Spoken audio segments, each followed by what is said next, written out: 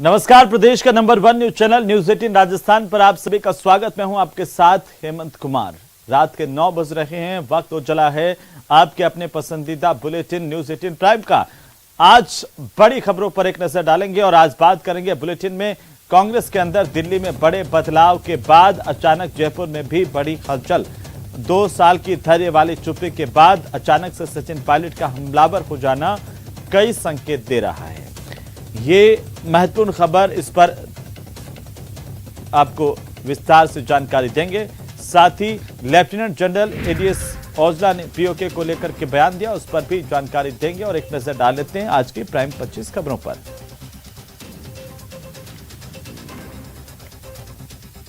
दिल्ली में पीएम मोदी ने झुग्गी वासियों के पुनर्वास के लिए बनाए गए करीब 3000 नवनिर्मित ईडब्ल्यूएस फ्लैट की चाबी लाभार्थियों को सौंपी है। उन्होंने कहा कि वर्तमान सरकार की हर योजना के केंद्र में गरीब है। बिलासपुर विधानसभा में एक रैली को संबोधित करते हुए जेपी नड्डा ने कहा कि पीएम मोदी ने 9 महीने के भीतर हमारी जमीन पर 2 टीके बनाए। आप सभी को डबल डोज और बूस्टर डोज से टीका लगाया गया। आपकी रक्षा की, हमारी जिम्मेदारी है कि हम उनकी रक्षा करें जिसने हमारी रक्षा की।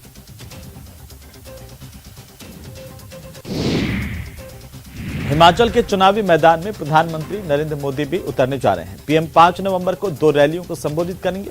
5 नवंबर को सोलन और मंडी की चुनावी रैली में प्रधानमंत्री शामिल होंगे। तेलंगाना में कांग्रेस नेता राहुल गांधी ने भारत जोड़ो यात्रा के दौरान हैदराबाद के पटन चेरुवु में एक बच्चे के साथ क्रिकेट खेली और इसके बाद उन्होंने यात्रा की वापस से शुरुआत की। प्रगतिशील समाजवादी पार्टी के अध्यक्ष शिवपाल यादव ने सपा में जाने की इच्छा जाहिर कर दी है। जब उनसे पूछा गया कि क्या वे सपा में फिर वापस जाएंगे, इस पर उन्होंने कहा कि वे पार्टी में सही रोल का इंतजार कर रहे हैं। मुंबई के अंधेरी पूर्व में होने वाले उपचुनाव को लेकर राजनीतिक बयानबाजी जारी है। पूर्व मुख्यमंत्री उद्धव ठाकरे ने नोटा को लेकर एक बड़ा बयान दिया। उन्होंने कहा कि इस चुनाव में कुछ लोग पैसे का इस्तेमाल करके मतदाताओं से नोटा का इस्तेमाल करने के लिए प्रेरित कर रहे हैं। लेफ्टिनेंट जनरल एडीएस औजला ने कहा कि भारतीय सेना पूरी तरह से तैयार है और हम सरकार के आदेश पर किसी भी कार्रवाई के लिए तैयार हैं। सोमवार को राजनाथ सिंह ने पीओके को लेकर संकेत दिए थे। राजधानी दिल्ली में 3 लोग बेमौत मारे गए। मरने वालों में एक शख्स और उनकी बीवी के अलावा उनकी नौकरानी शामिल है। 3 लोगों का कत्ल तेज धारदार हथियार से किया गया। बताया जा रहा है कि बेइज्जती के बदले में यह हत्या की गई। राष्ट्रीय बाल अधिकार संरक्षण आयोग की ओर से दिल्ली में बढ़ते वायु प्रदूषण को देखते हुए बच्चों की सुरक्षा के लिए स्कूल बंद करने की मांग की गई है। एनसीपीसीआर अध्यक्ष प्रियंक कानूनगो ने दिल्ली के चीफ सेक्रेटरी को लिख करके एयर क्वालिटी इंप्रूव होने तक स्कूलों को बंद रखने की मांग की है। सामाजिक कार्यकर्ता और पद्मभूषण पुरस्कार हासिल कर चुकी इला भट्ट का 89 साल की आयु में आज निधन हो गया। उनके सहयोगी की ओर से यह जानकारी दी गई। तमिलनाडु की राजधानी चेन्नई समेत राज्य भर में बारिश थमने का नाम नहीं ले रही और इसके चलते स्कूलों को बंद करने का फैसला किया गया। मौसम विभाग की ओर से भारी बारिश की चेतावनी जारी की गई है। सचिन पायलट ने सीएम अशोक गहलोत पर निशाना साधा। उन्होंने कहा कि सीएम पद पर जल्द फैसला होना चाहिए। पायलट ने कहा कि सभी जानते हैं पीएम की तारीफ का मतलब क्या है। सचिन पायलट की टिप्पणी पर राजस्थान के मुख्यमंत्री अशोक गहलोत ने पलटवार किया। उन्होंने कहा कि ऐसी टिप्पणी नहीं करनी चाहिए। केसी वेणुगोपाल ने पार्टी में सभी से ऐसी कोई टिप्पणी नहीं करने को कहा। हम चाहते हैं कि सभी अनुशासन में रहें। बगावत के आरोपों पर मंत्री महेश जोशी ने पलटवार किया। जोशी ने कहा कि हमें नोटिस मिला, हमने जवाब दे दिया। किसी भी सूरत में पार्टी को नुकसान नहीं होने देंगे। राजस्थान से 40,000 मीट्रिक टन गेहूं लैप्स हुआ है। अफसरशाही से नाराज मंत्री प्रताप सिंह खाचरियावास ने अधिकारियों को फटकार लगाई। पायलट गुट के समर्थक और राज्य सरकार में ग्रामीण विकास और पंचायती राज्य मंत्री राजेंद्र गुढ़ा ने फिर से गहलोत गुट के नेताओं के खिलाफ मोर्चा खोला। तो जयपुर के दोनों नगर निगमों में 8,200 से ज्यादा कर्मचारी, फिर भी सफाई नहीं हो पा रही। इसी को लेकर के राजस्थान हाईकोर्ट ने कड़ी टिप्पणी की और नगर निगम की सफाई व्यवस्था को चौपट करार दिया है। उदयपुर में एमबी अस्पताल के बाल चिकित्सालय में वैक्सीन लगाने के बाद 2.5 महीने की बच्चे की मौत का मामला सामने आया। परिजनों ने डॉक्टरों पर गंभीर लापरवाही के आरोप लगाए।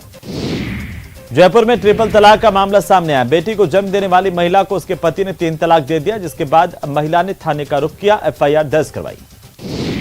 जयपुर विकास प्राधिकरण के चक्कर में अब आम लोग चक्कर लगाते थे, लेकिन अब जेडीए के मंत्री और विधायक भी चक्कर लगा रहे हैं। मुख्यमंत्री अशोक गहलोत का 12 का दौरा, जिसे लेकर तैयारियां तेज हो गई हैं। दौरे के दौरान राजीव गांधी ग्रामीण ओलंपिक खेलों के विजेताओं को सीएम सम्मानित करेंगे। उनके दौरे को लेकर तमाम तैयारियां की जा रही हैं। तो टोंक जिले के देवली उपखंड में शिक्षकों की कमी से नाराज छात्र छात्राओं ने स्कूल के मुख्य गेट पर ताला लगाकर प्रदर्शन किया। स्टूडेंट्स ने राजकीय माध्यमिक स्कूल घाड़ में पर्याप्त शिक्षक लगाने की मांग सरकार और शिक्षा विभाग से की है। एडिलेड में भारत और बांग्लादेश के बीच खेले गए T20 वर्ल्ड कप के सुपर 12 मैच में टीम इंडिया ने डीएलएस मेथड के तहत 5 रनों से जीत हासिल की। बांग्लादेश को जीत के लिए 16 ओवर में 151 रन बनाने थे, लेकिन वो 145 रन ही बना पाए। भारतीय क्रिकेट टीम के पूर्व कप्तान Virat Kohli T20 world cup के इतिहास में सबसे ज्यादा रन बनाने वाले बल्लेबाज हो गए हैं। इस मामले में दूसरे नंबर पर श्रीलंका के महिला जयवर्धने हैं। तो बॉलीवुड के बादशाह माने जाने वाले शाहरुख खान का 57वां जन्मदिन है और शाहरुख अपना 57वां बर्थडे सेलिब्रेट कर रहे हैं। शाहरुख के घर के बाहर बड़ी संख्या में लोग उमड़े और आज भी यह साबित हुआ कि वे सबके फेवरेट हैं। शाहरुख ने अपनी बालकनी से लोगों का हाथ हिलाकर शुक्रिया अदा किया, फैंस को अभिवादन भी स्वीकार किया। चलिए आगे बढ़ेंगे। सभी को आवास उपलब्ध करवाने के अपने विजन और संकल्प के तहत प्रधानमंत्री ने आज एक और बड़ी सौगात दी है। प्रधानमंत्री नरेंद्र मोदी ने इन सीटू स्लम पुनर्वास परियोजना के तहत दिल्ली में आर्थिक रूप से कमजोर वर्ग के लोगों के लिए बनाए गए आवास की चाबी उन्हें सौंपी है। रिपोर्ट देखिए। हर बेघर को अपना पक्का घर मिले,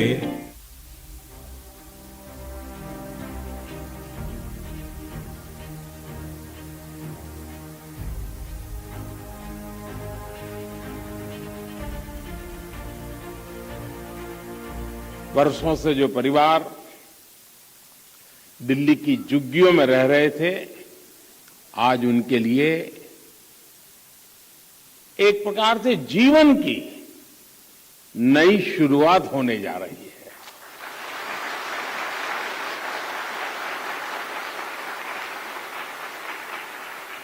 दिल्ली के गरीब परिवारों को पक्का घर देने का जो अभियान शुरू हुआ है, वो यहां के हजारों गरीब परिवारों के सपने को पूरा करेगा। प्रधानमंत्री नरेंद्र मोदी ने दिल्ली के कालकाजी में in situ slum rehabilitation project के तहत झुग्गी वासियों के पुनर्वास के लिए बनाए गए 3024 नवनिर्मित EWS फ्लैटों का उद्घाटन किया। इस मौके पर दिल्ली के विज्ञान भवन में आयोजित कार्यक्रम के दौरान भूमिहीन कैंप में पात्र लाभार्थियों को चाबियां सौंपी गईं।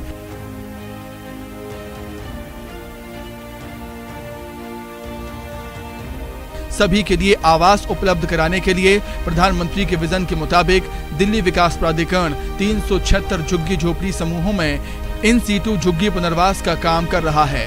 पुनर्वास परियोजना का उद्देश्य झुग्गी झोपड़ी निवासियों को रहने के लिए सुविधाओं के साथ एक बेहतर और स्वस्थ वातावरण प्रदान करना है।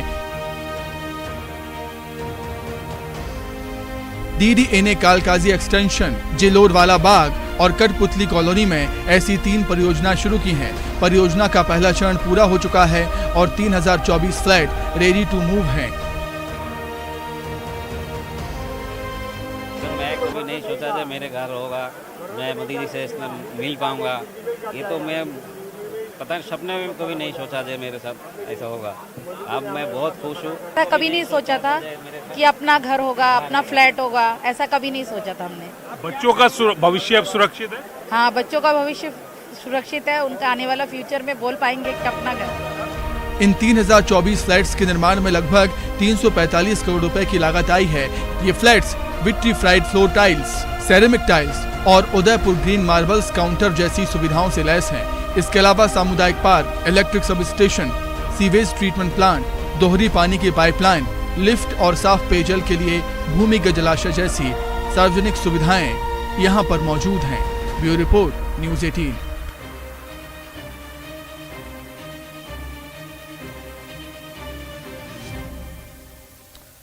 और अब बात प्रदेश की सियासत की, जहां पर कांग्रेस के अंदर दिल्ली में बड़े बदलावों के बाद अचानक से जयपुर में भी हलचल बढ़ गई है। 2 साल की धैर्य वाली चुप्पी के बाद अचानक से सचिन पायलट का हमलावर हो जाना कई संकेत दे रहा है।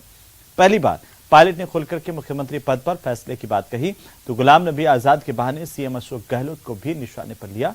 खास रिपोर्ट देखिए।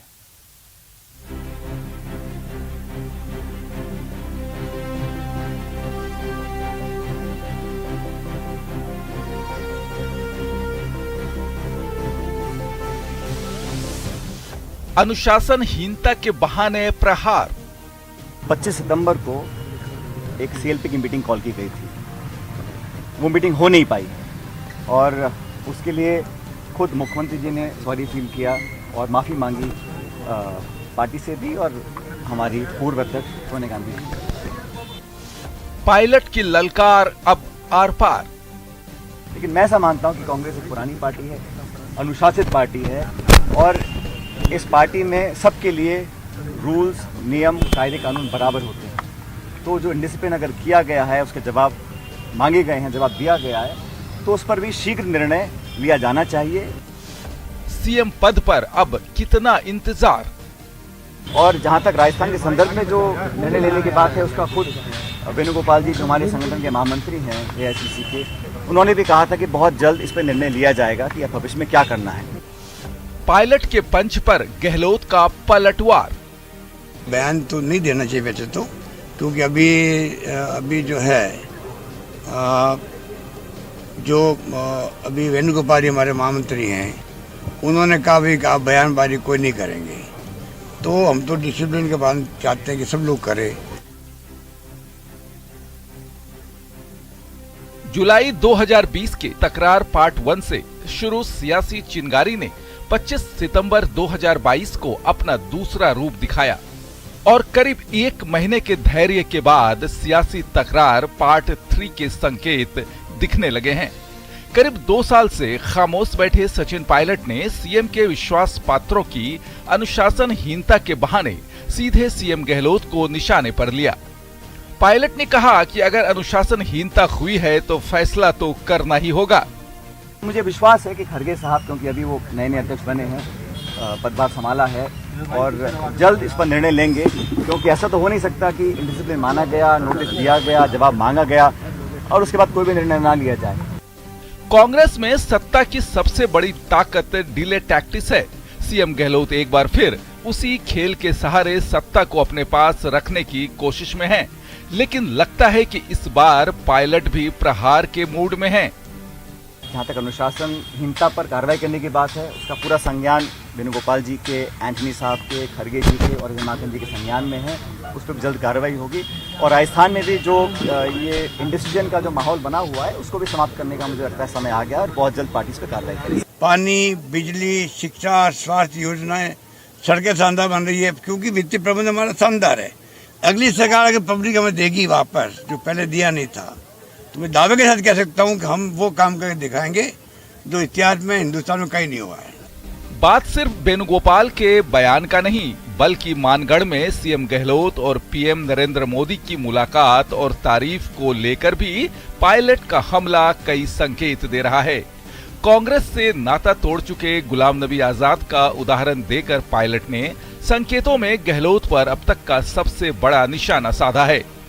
आजाद के बाद पीएम ने क्यों की है गहलोत की तारीफ, ये कहकर पायलट ने बड़ा दांव चला है।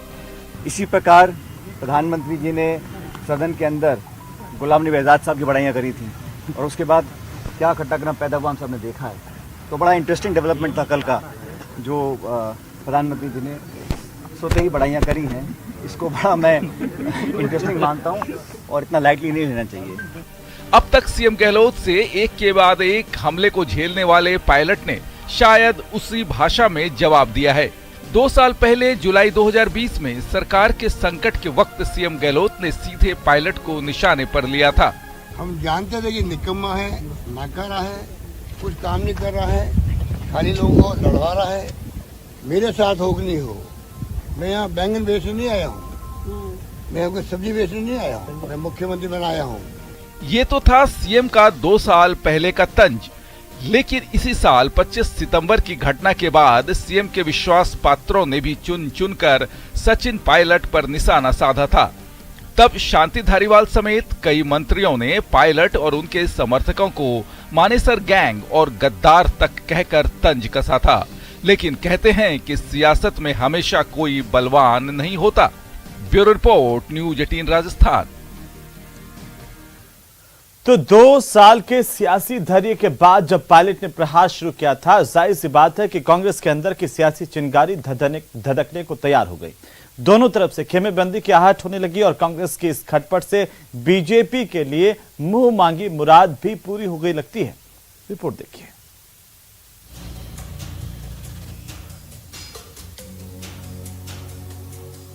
संगठन महामंत्री वेणुगोपाल जी ने कहा था कि हम 1 या 2 दिन के अंदर राजस्थान के सीएम का फैसला कर देंगे। एकता पर भारी सियासी चिंगारी। ये तो आलाकमान तय करेगा और जिस दिन जब ये केस बंद हो जाएगा, लग जाएगा, उस दिन आप ये पूछ सकते हो क्या।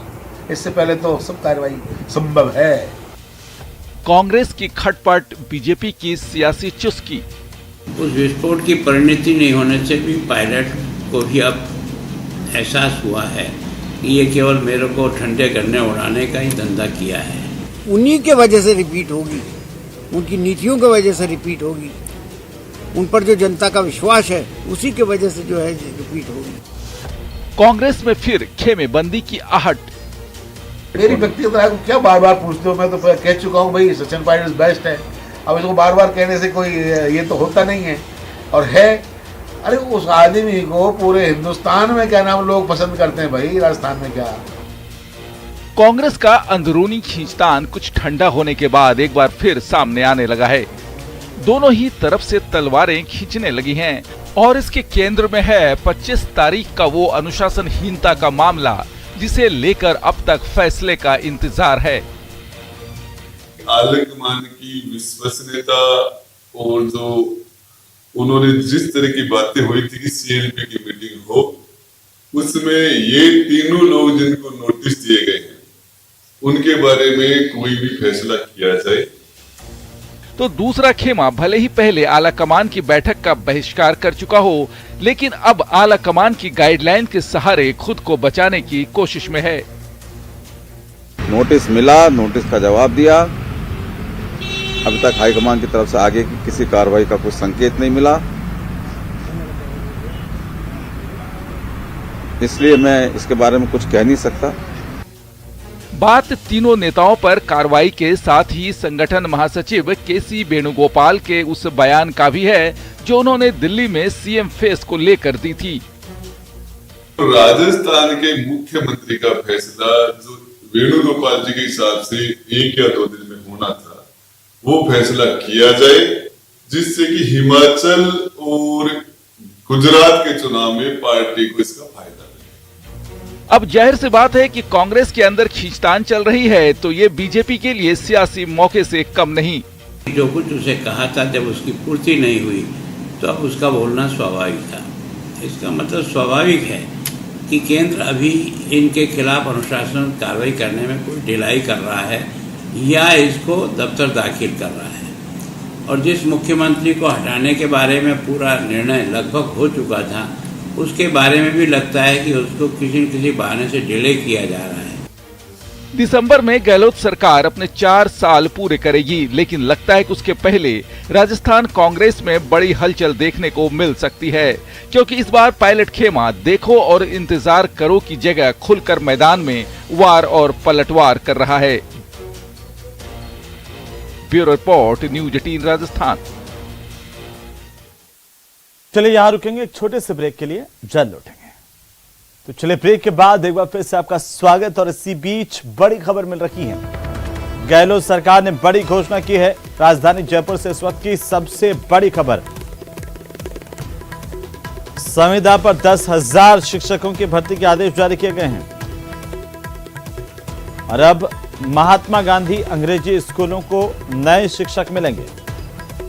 10,000 संविदा शिक्षकों के भर्ती आदेश जारी किए गए हैं। अंग्रेजी मीडियम के शिक्षकों की इन स्कूलों में भर्ती होगी। नौकरी लगते ही शिक्षकों को 16,900 रुपये महीना मिलेगा। 9 साल की सेवा पूरी होने पर 29,600 रुपए महीने की सैलरी मिलेगी। चलिए आगे बढ़ेंगे। भीलवाड़ा से बड़ी खबर, जहां पर भीलवाड़ा के सुभाष नगर थाने में आग लगने की जानकारी सामने आ रही है। भीलवाड़ा के सुभाष नगर थाने में आग लगी है और इस आग की वजह से 24 से ज्यादा मोटरसाइकिलें थाने में जल गई। सुभाष नगर थाने में अफरा तफरी का माहौल। बड़ी जानकारी और सबसे पहले तस्वीरें आपकी टीवी स्क्रीन पर। आग बुझाने में बहरहाल पुलिसकर्मी जुटे हुए हैं। न्यूज 18 राजस्थान पर सबसे पहले इस आग के तांडव की तस्वीरें आप देख पा रहे हैं। बहरहाल आग बुझाने की कोशिश लगातार की जा रही है। और इसी के साथ ही बुलेटिन में फिलहाल इतना ही। नमस्कार।